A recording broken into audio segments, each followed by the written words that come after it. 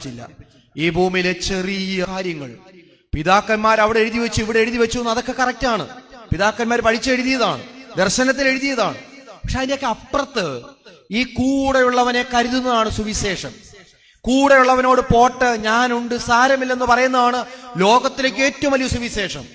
അത് തന്നെ ഈ ഹാശാഴ്ച മുഴുവൻ അല്ലെ, ഓശാന തിങ്കളാഴ്ചയിലെ ഏവെങ്കിലും ഇങ്ങനെയാണ്: നിങ്ങൾ ദീർഘമേറിയ പ്രാർത്ഥനകൾ നടത്തി കാരുണ്യം നിങ്ങൾ ചോർത്തിക്കളയുകയാണ്.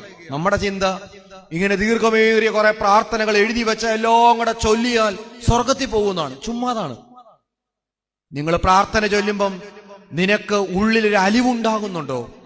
നിന്റെ ഹൃദയത്തിന് തീ പിടിക്കുന്നുണ്ടോ? നിന്റെ ചുറ്റുപാടുകളിലെ വേദകളിലോട് പ്രതികരിക്കാൻ നിനക്ക് സാധിക്കുന്നുണ്ടോ?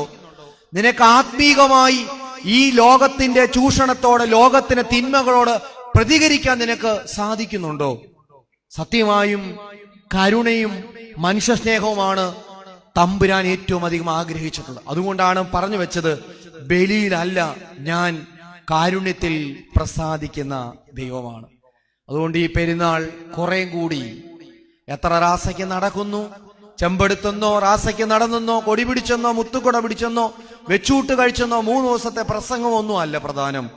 മറിച്ച് ഈ ശുശ്രൂഷ കഴിയുമ്പം കുറെ കൂടി മനുഷ്യ സ്നേഹവും കരുണയും ഒക്കെ നമ്മളിൽ നിന്ന് അനേകർ അനുഭവിക്കുവാൻ തക്കവണ്ണം ഇടയാകട്ടെ എന്ന് ആമുഖമായി പ്രാർത്ഥിക്കുന്നു.